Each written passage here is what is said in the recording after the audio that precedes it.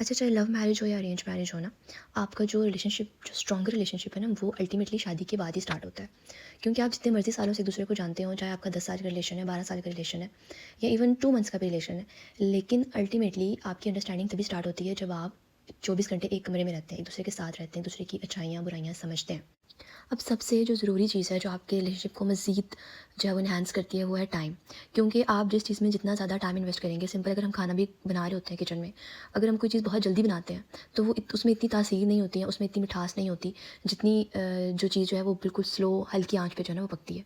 तो इसी तरह रिलेशनशिप में भी जो है वो आप जितना ज़्यादा टाइम इन्वेस्ट करेंगे, जितनी ज़्यादा एफर्ट्स पुट करेंगे, उतना ज़्यादा जो है ना वो मज़ीद अच्छा होता जाता है।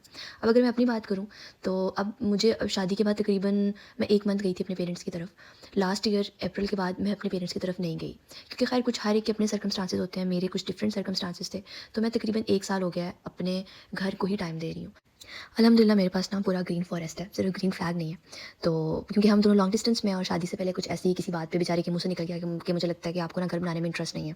तो मेरी तो नेचर इस तरह की है कि अगर मुझे कोई दफ़ा बात करते हैं ना, तो मैं फिर उस बात को पकड़ के ना, फिर उसको मैंने बस कर देना होता है कुछ ना कुछ। तो मैंने कहा चलिए ठीक है, तो अब अल्हम्दुलिल्लाह 1 साल हो गया है।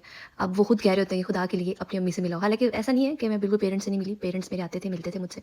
लेकिन जिस तरह से वो एक मैके जाना, रहना, खैर वो नहीं हुआ। क्योंकि बानो कुदसिया भी कहती है ना, जो लड़कियाँ मैका बसाती हैं वो कभी ससुराल नहीं बसा सकती। तो कहीं न कहीं ये बात बिल्कुल ठीक है।